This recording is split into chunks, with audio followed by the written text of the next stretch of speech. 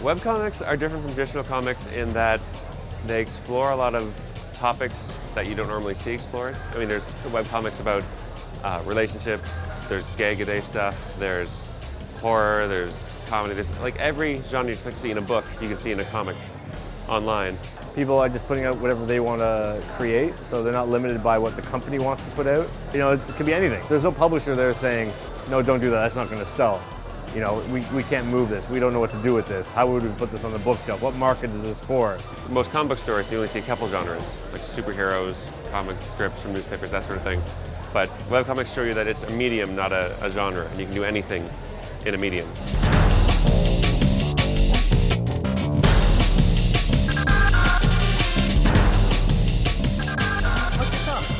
My comic is Dar, a super girly top secret comic diary. It is an autobiography, and it starts out where I'm a college student studying art, but kind of with the knowledge that you can't make it as an artist, and also a full-fledged lesbian. My comic's Dinosaur Comics. It sounds better than what I'm going to describe it as. It's clip art dinosaurs where the pictures don't change, but there's different stories every day.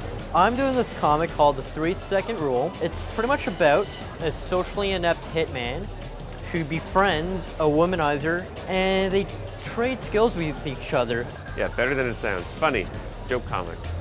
Funny jokes.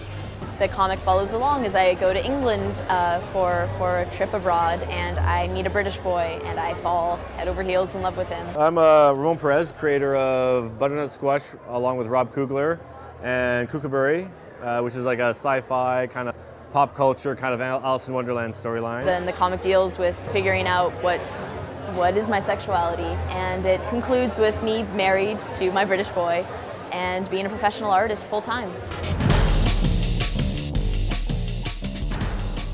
You can look at traffic statistics to see how big webcomics are getting.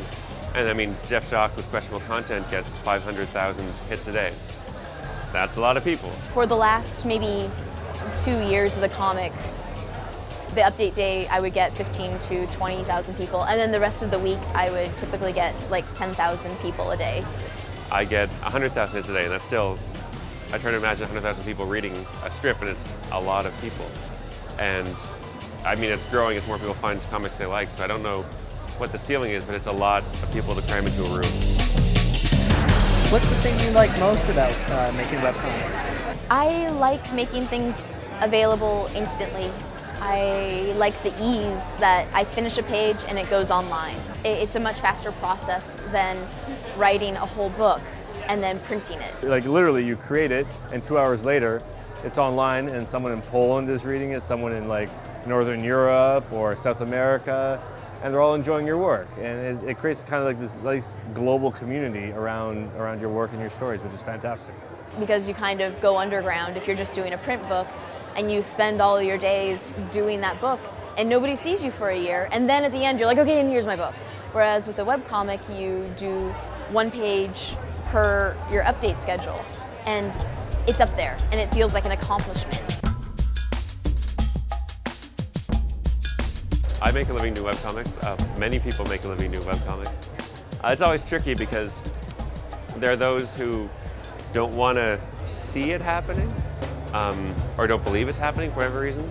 And the idea of making a living is a nebulous concept, right? I mean, I can keep up my fabulous student lifestyle in Toronto doing webcomics, so that counts, that's something.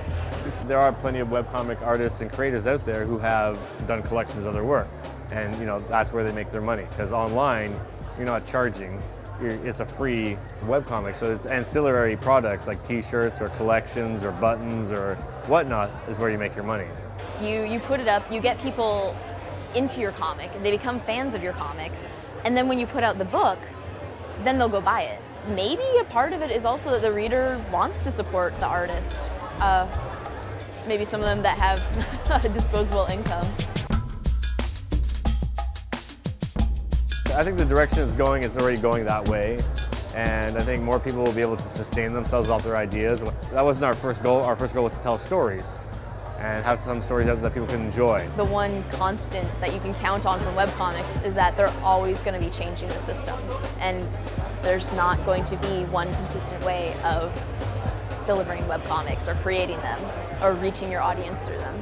I actually have this grand theory of how webcomics are helping to bring comics back to North America, because if you don't like comics, all you really see are like Superman, Batman stuff, superhero stuff, Archie comics and newspaper strips.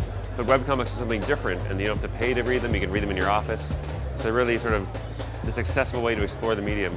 So I am a big fan of webcomics.